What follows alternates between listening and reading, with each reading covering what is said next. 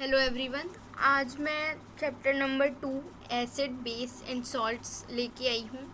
हमारी 2026 की सीरीज़ का सेकंड चैप्टर है ये साइंस का। फर्स्ट चैप्टर मैं आप लोगों को करवा चुकी हूँ, तो वो वाला वीडियो आप देखना मत भूलिएगा, ज़रूर देखिएगा।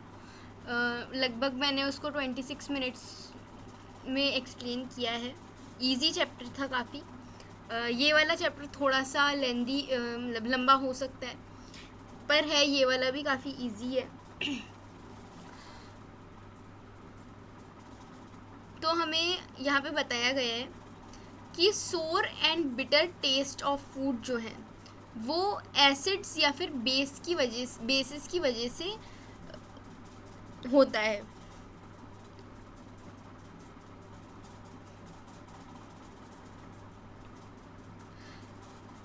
तो एसिड्स जो हैं, एसिड्स सोर इन टेस्ट होते हैं, और ब्लू लिटमस पेपर जो होता है वो रेड में कन्वर्ट हो जाता है in presence of the acid. और बेसिस जो है वो बिटर होते हैं टेस्ट में, और रेड लिटमस पेपर को ब्लू में कन्वर्ट कर देते हैं। टर्मरिक जो है वो नेचुरल इंडिकेटर होता है।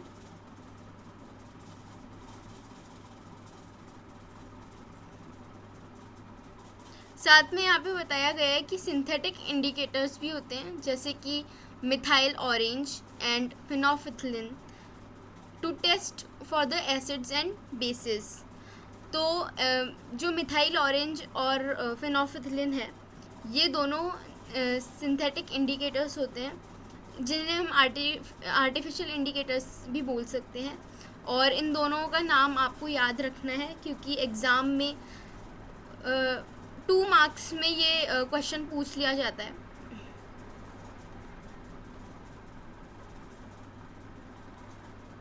यहाँ पे बताया कि लिटमस सॉल्यूशन जो है वो एक पर्पल डाई होती है, जो कि एक्सट्रैक्ट की जाती है लीचिन नाम के प्लांट से।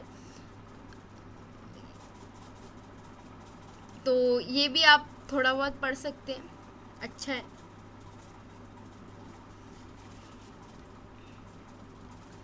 फिर है understanding the chemical properties of acids and bases. तो bases and acids in laboratory के बारे में बताया गया है यहाँ पे।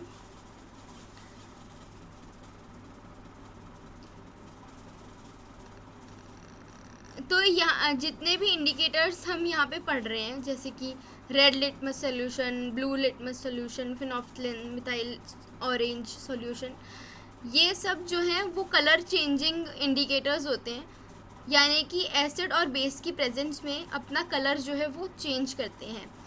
बट ऑल्फैक्टरी इंडिकेटर्स भी होते हैं, जिसमें स्मेल जो है वो चेंज हो जाती है एसिड और बेसिक के मीडियम से। तो उसके ऑल्फैक्टरी इंडिकेटर्स हो गए, जैसे वनीला है, ऑरेंज है और एंड क्लोव है। ये तीनों इंडिकेटर्स जो है ये ऑल्फैक्टरी इंडिकेटर्स हैं। फिर है how do acids and basis react with metal.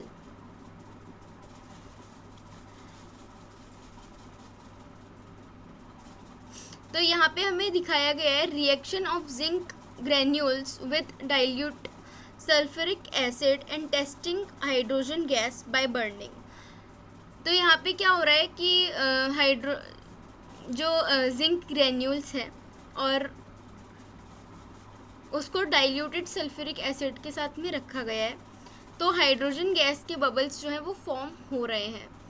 साथ में दिखाया कि जो गैस रिलीज़ हो रही है उससे हाइड्रोजन गैस जो है वो निकलेगी, तो उसको हम यहाँ पे कैंडल से बर्न करके देख रहे हैं, तो उसमें एक पॉपिंग साउंड जो है देखने को मिल रहा है।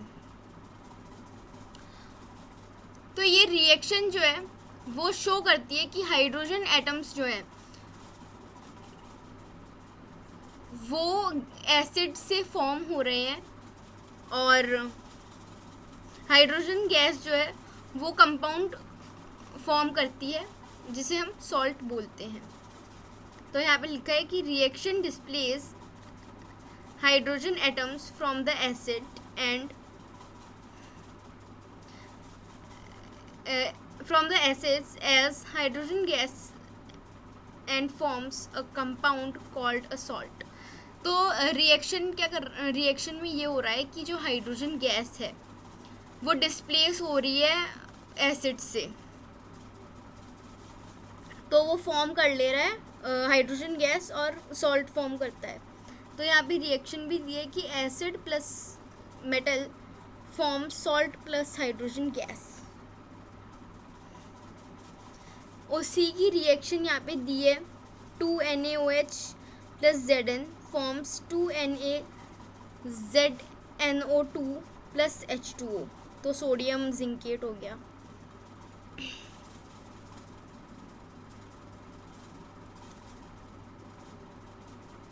तो इस रिएक्शन में जो है हाइड्रोजन फॉर्म होता है.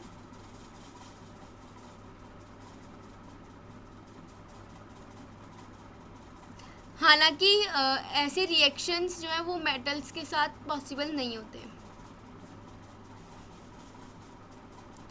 फिर यहाँ पे टॉपिक है how do metal carbonates and metal hydrogen carbonates react with acids.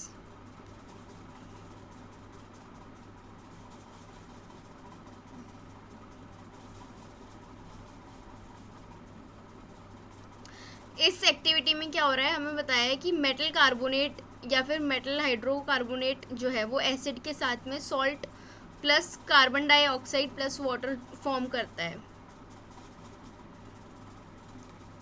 तो यहाँ पे जैसे इसमें डिटेल में बताया है कि टेस्ट ट्यूब ए में Na2CO3 लिया है प्लस 2HCl लिया है, फॉर्म करता है 2NaCl plus 2H2O plus CO2. Test tube 2 में NaHCO3 प्लस HCl फॉर्म्स करता है NaCl plus H2O plus CO2. अब कार्बन डाइऑक्साइड जब पास हो रही है लाइम वाटर के थ्रू तो फॉर्म हो रहा है CaOH2 जो कि लाइम वाटर है प्लस CO2 जो कि गैस है, फॉर्म कर रहा है CaCO3 white precipitate plus H2O.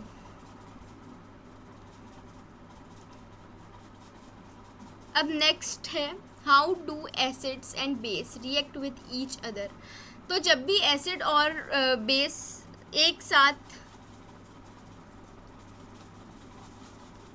रखे जाते हैं एक रिएक्शन में तो वो सॉल्ट एंड वाटर देता है, जिसे हम न्यूट्रलाइजेशन रिएक्शन भी बोलते हैं. तो जैसे कि यहाँ पे NaOH जो कि हमारा बेस है प्लस HCl जो कि एसिड है, फॉर्म कर रहा है NaCl प्लस H2O. मतलब NaCl अपना सॉल्ट हो गया और H2O वाटर हो गया.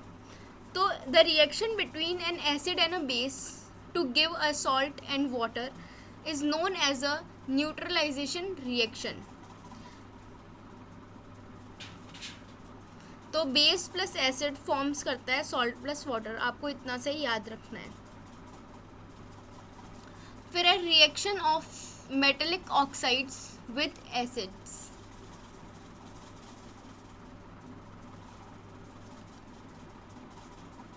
तो यहाँ पे हमें बताया है कि since metallic oxide react with acid to give salt and water similar to the reaction of a base with an acid, metallic oxide are said to be basic oxides. तो मेटेलिक ऑक्साइड्स जब acid के साथ में रखे जाते हैं तब भी वो सॉल्ट एंड वाटर जो है देते हैं, जैसा कि हमारा बेस और एसिड के रिएक्शन में देखा जाता है. तो मेटेलिक ऑक्साइड्स जो हैं वो बेसिक ऑक्साइड्स भी उन्हें कहा जाता है.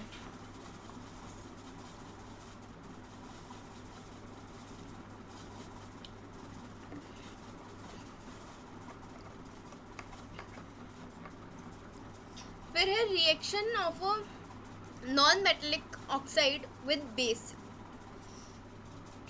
तो नॉन मेटेलिक ऑक्साइड्स जो है वो एसिडिक इन नेचर होते हैं. तो अगेन जब एक नॉन मेटेलिक ऑक्साइड को हम बेस के साथ रखेंगे तो वाटर एंड सॉल्टी फॉर्म होगा, क्योंकि एसिडिक इन नेचर होते हैं metallic oxide, non metallic oxide. तो यहाँ पे भी हम न्यूट्रलाइजेशन रिएक्शन ही हमें देखने के लिए मिलेगी।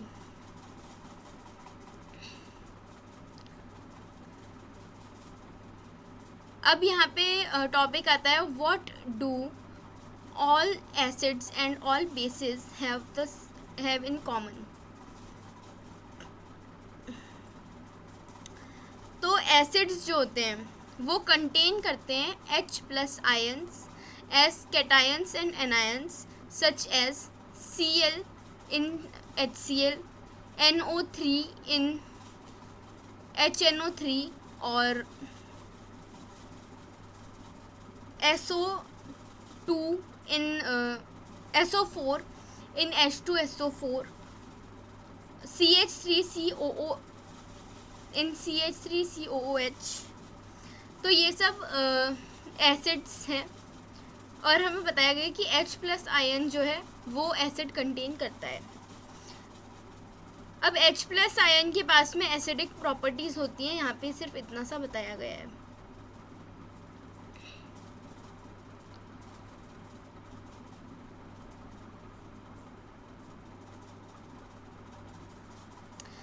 फिर है, what happens to an acid और a base in a water solution.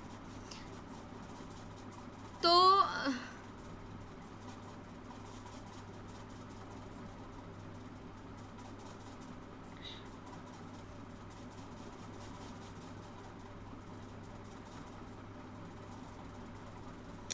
यहाँ पे बताया है कि we have seen that acids give H3O और H+ ion in water. Let us see what happen when a base is dissolved in water. तो यहाँ पे NaOH को H2O के साथ में डाइल्यूट किया है तो हमें Na+OH मिल जाता है। तो डाइल्यूशन हो जाता है एक्चुअली में। बेस जो है basis generate hydro oxide, OH ion जो है वो वाटर में रिलीज़ करते हैं, और बेसिस जो है सॉल्यूबल होते हैं वाटर में और उन्हें एल्केलाइज बोलते हैं अगर वो वाटर के साथ में मिक्स होते हैं तो। अच्छा, all basis do not dissolve in water. ये भी हमें याद रखना है कि सभी बेस जो हैं वो वाटर में डिज़ोल्व नहीं होते हैं, पर जो एल्केलाई है, alkali is a base that dissolve in water. तो ये बात हमें याद रखनी है सिंपली।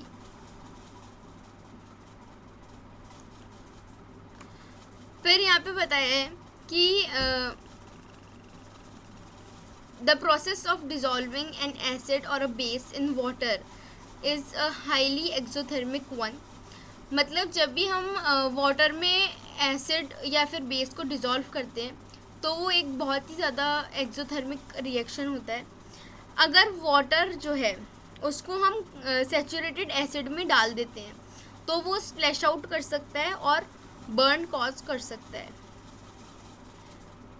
तो हमें जब भी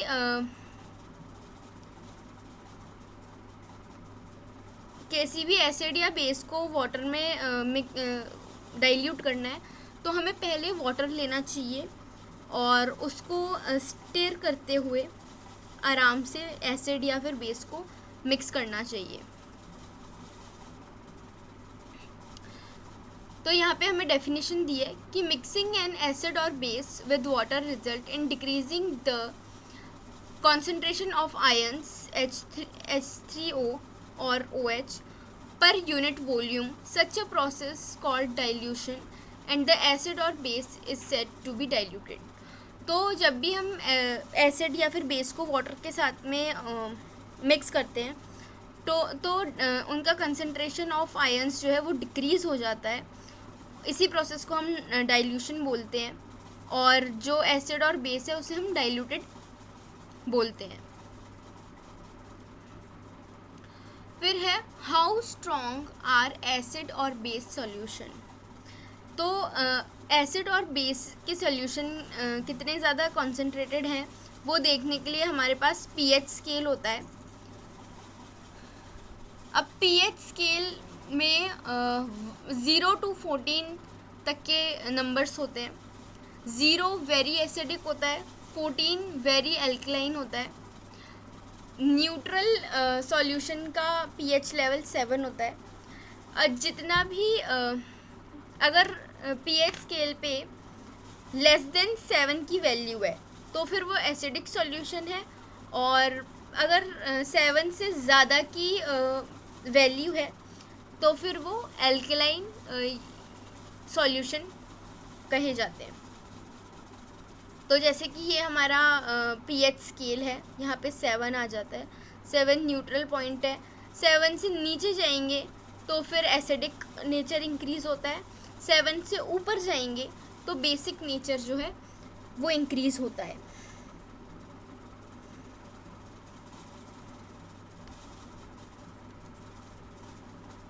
फिर हमें यहाँ पे टेबल भी दी है कि सलाइवा का पीएच लेवल क्या था बिफोर मील, आफ्टर मील।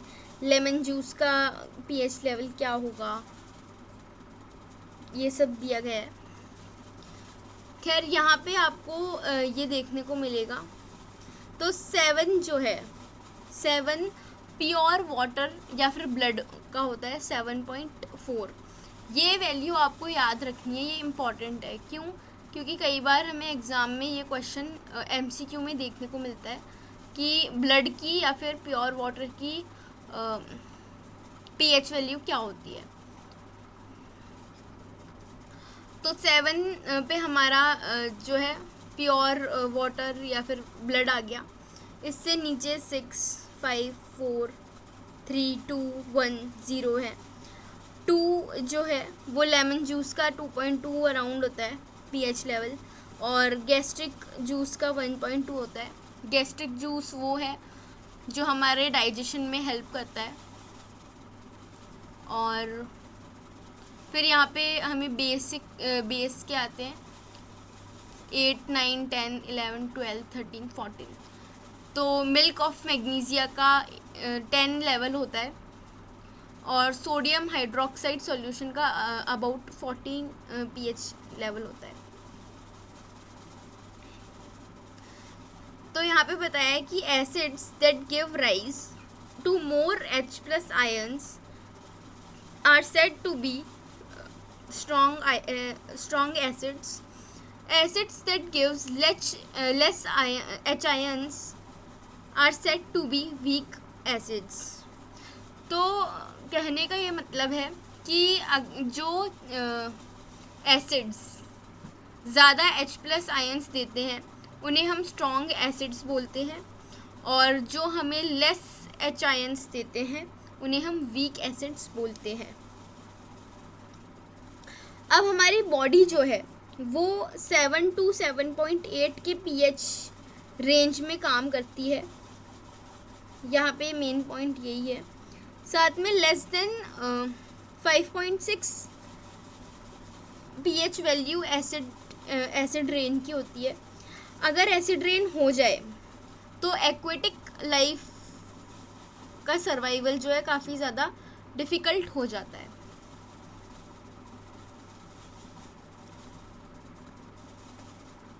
फिर यहाँ पे इसने दिया है कि what is the pH of the soil in your backyard.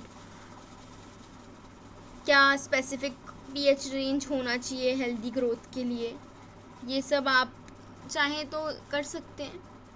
बाकी एज सच यहाँ पे कुछ इन्फॉर्मेटिव नहीं दिया है।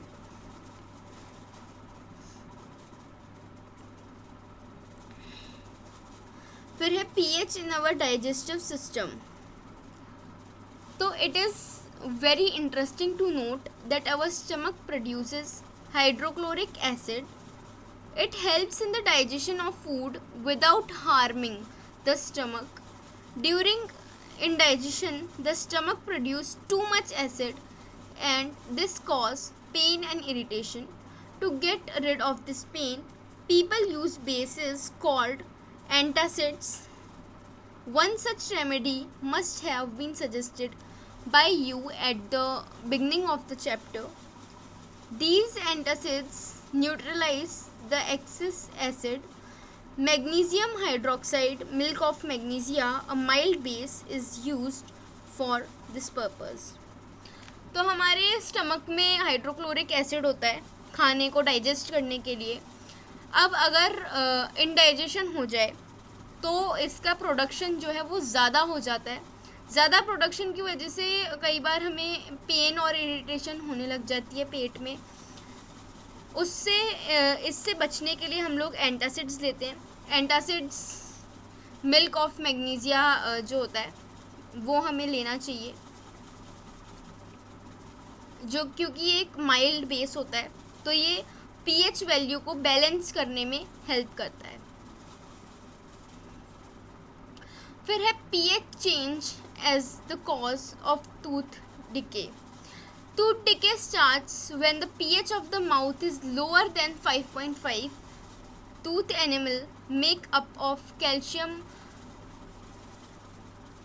hydroprecipitate,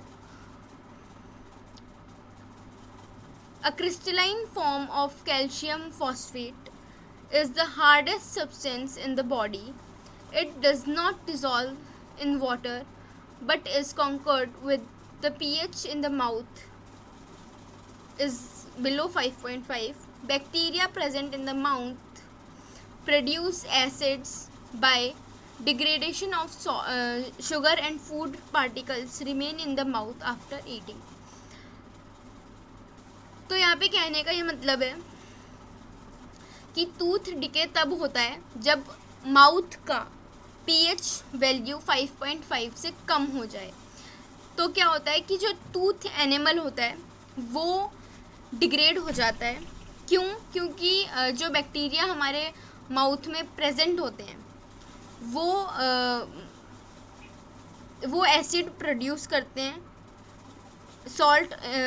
शुगर या फिर फूड पार्टिकल्स को डिग्रेड करके.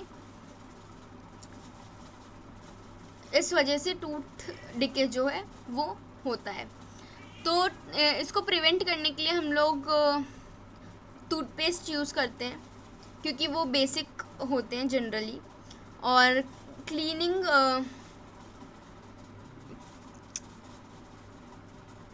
क्योंकि अब जो टूथपेस्ट होते हैं वो बेसिक होते हैं नेचर में, इसीलिए माउथ के एक्सेस एसिड को वो हटा देते हैं और हमारे दांत जो हैं वो प्रिवेंट हो जाते हैं टूथ डिके से.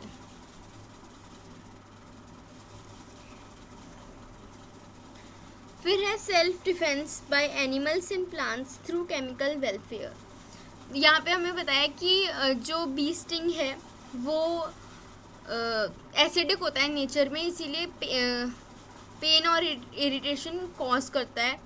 उससे रिलीफ लेने के लिए हमें बेकिंग सोडा यूज़ करना चाहिए जिस भी एरिया पे बी ने स्टिंग किया है. अब बी में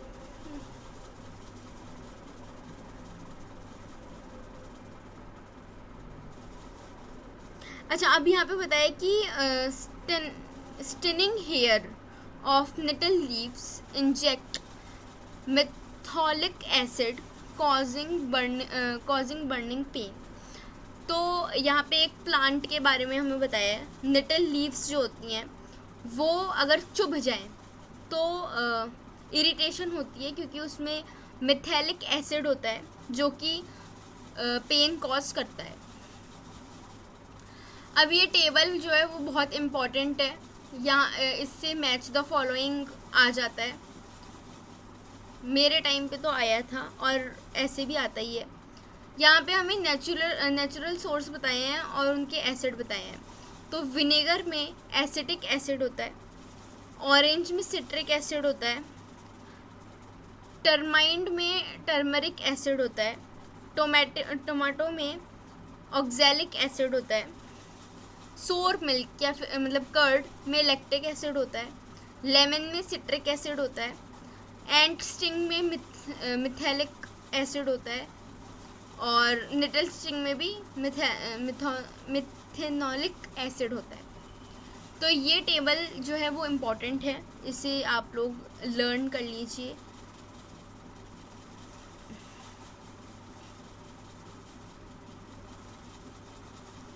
फिर हमें मोर अबाउट सॉल्ट्स के बारे में बताया गया है कि वो कैसे प्रिपेयर किए जाते हैं। फैमिली ऑफ सॉल्ट्स के बारे में बताया गया है। यहाँ पे हमें फार्मूलाज देखने को मिलेंगे काफ़ी सारे।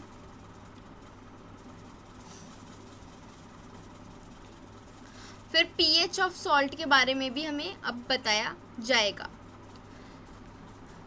तो यहाँ पे बताया कि salt of a strong acid and a salt base and a strong base are neutral with pH of 7. Salt of a strong acid and weak base are acidic with pH value less than 7.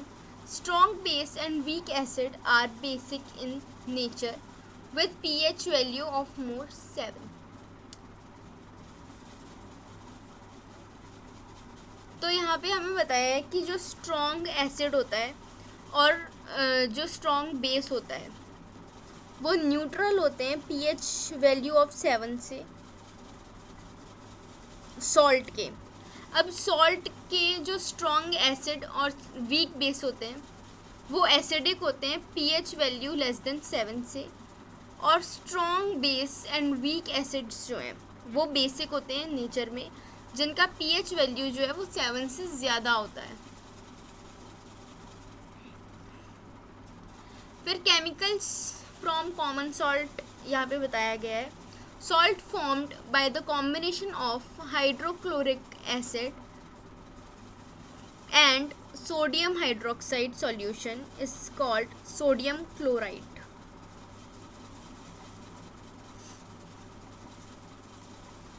तो यहाँ पे बताया गया है कि जो salt formation होता है वो कॉम्बिनेशन ऑफ हाइड्रोक्लोरिक एसिड और सोडियम हाइड्रोक्साइड सॉल्यूशन से होता है, जिसे हम सोडियम क्लोराइड बोलते हैं।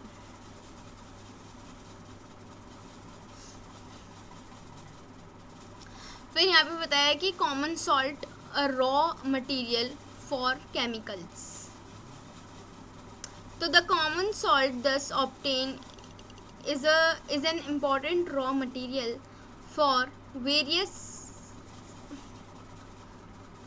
materials of daily use such as sodium hydroxide, baking soda, washing soda, bleaching powder and many more. Let us see how one substance is used for making all these different substances. तो यहाँ पे हमें बताया गया है कि कैसे हम एक सब्सटेंस से इतने सारे सब्सटेंस फॉर्म करते हैं। सबसे पहले हमें यहाँ पे सोडियम हाइड्रोक्साइड के बारे में बताया गया है।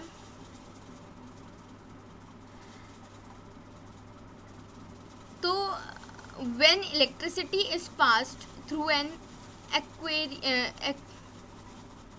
aqueous solution of sodium chloride called brine is decomposed to form sodium hydroxide.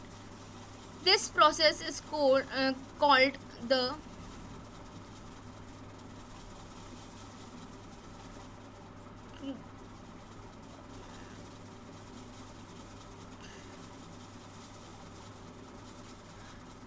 core alkaline process because of the products formed core from chlorine and alkaline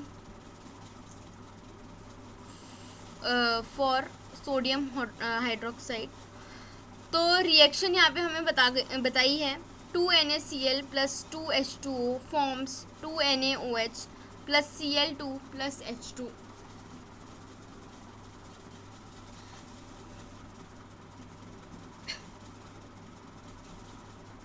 ये एक्सपेरिमेंट जो है वो याद रखने वाली चीज़ है, ये कई बार एग्ज़ाम में पूछ लिया जाता है, 4 मार्क्स की उसमें आता है ये।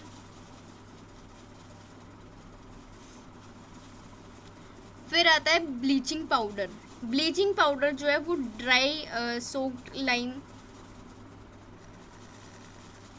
से बनाया जाता है। ड्राई सोक्ड लाइम का फॉर्मूला होता है CaOH2।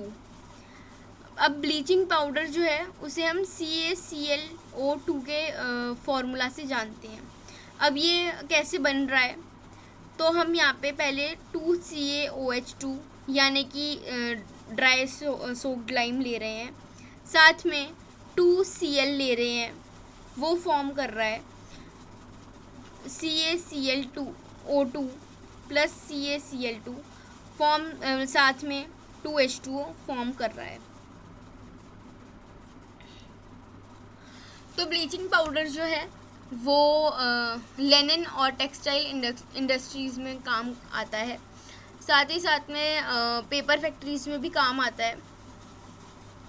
ऑक्सीडाइजिंग एजेंट होता है केमिकल इंडस्ट्रीज़ के लिए। ड्रिंकिंग वाटर को जर्म्स फ्री भी बनाता है। फिर आता है बेकिंग सोडा। बेकिंग सोडा का केमिकल नेम है NaHCO3, सोडियम हाइड्रोजन कार्बोनेट। ये कैसे फॉर्म होता है, यहाँ पे हम NaCl लेते हैं जो कि सॉल्ट है, प्लस H2O जो कि वाटर है, साथ में CO2 ले रहे हैं, प्लस NH3 ले रहे हैं। ये फॉर्म करता है NH4Cl यानी कि हमारा अमोनियम क्लोराइड, प्लस NaHCO3 मतलब sodium hydrogen carbonate.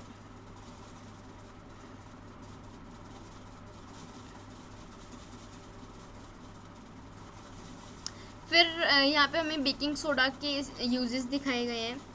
Baking soda हमारा केक बनाने में काम आता है, ब्रेड इंडस्ट्रीज़ में सॉफ्ट एंड स्पॉन्जी चीज़ कर देता है, साथ में एंटासिड्स बनाने के लिए भी ये काम में आता है। फिर है वॉशिंग सोडा। वॉशिंग सोडा का केमिकल फॉर्मूला है Na2CO3.10H2O।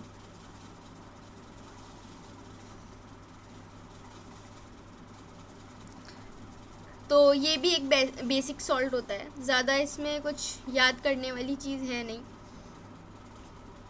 फिर यहाँ पे वॉशिंग सोडा के यूजेस बता दिए हैं।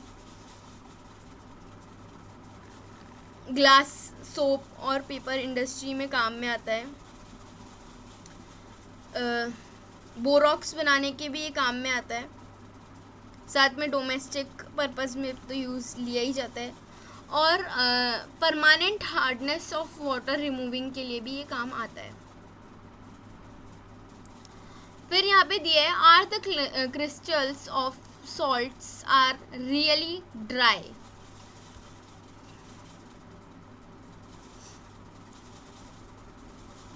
तो जब हम लोग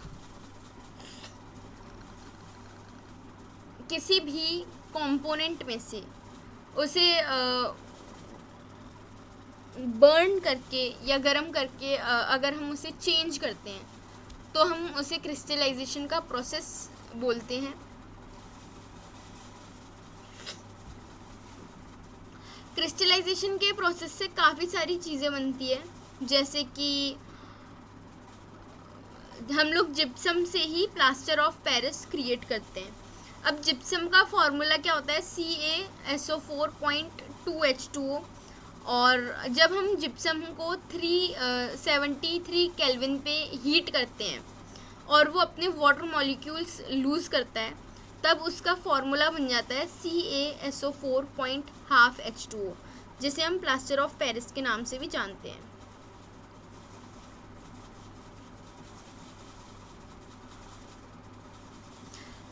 तो बस ये हमारा आज का चैप्टर था, इतना हार्ड चैप्टर नहीं था ये। इसकी एक्सरसाइज हम देख सकते हैं, जैसे कि a solution turns red litmus blue, its pH is likely to B.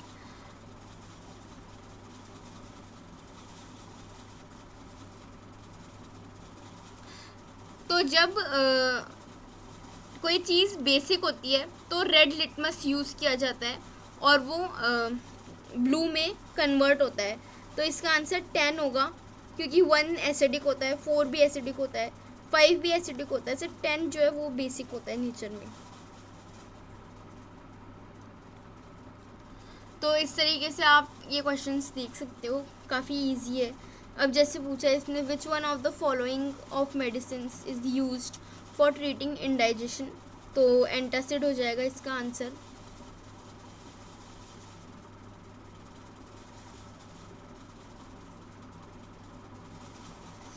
इसके बाद में यहाँ पे हमें क्वेश्चन दिया गया है कि वर्ड इक्वेशन दिया गया है, इसको हमें बैलेंस इक्वेशंस के उसमें फॉर्म में लिखना है। तो ये बैलेंस्ड इक्वेशन वाला हमने फर्स्ट चैप्टर में पढ़ा था कि कैसे एक केमिकल रिएक्शन को बैलेंस करते हैं, तो वो वाला वीडियो आप लोग देखिएगा, तभी आप उससे ये वाले क्वेश्चंस जो हैं वो सॉल्व होंगे। और केमिकल इनके फार्मूलाज आपको याद होने चाहिए, तभी आप जो है इनको सॉल्व कर पाओगे। बाकी इतना कुछ हार्ड ये चैप्टर है नहीं। तो इसी के साथ अब हम नेक्स्ट वीडियो में मिलेंगे। इसके नोट्स आपको टेलीग्राम चैनल पे मिलेंगे, study live class 10 study live with Enakshi पे, वहाँ से आप नोट्स ले सकते हैं। कोई भी डाउट हो, कमेंट बॉक्स आपके लिए खुला है, कमेंट बॉक्स में आप लोग क्वेश्चन ड्रॉप कर सकते हैं, मैं आप लोगों को वहाँ आंसर कर दूँगी। तो इसी के साथ thank you and bye bye, next video में मिलेंगे। और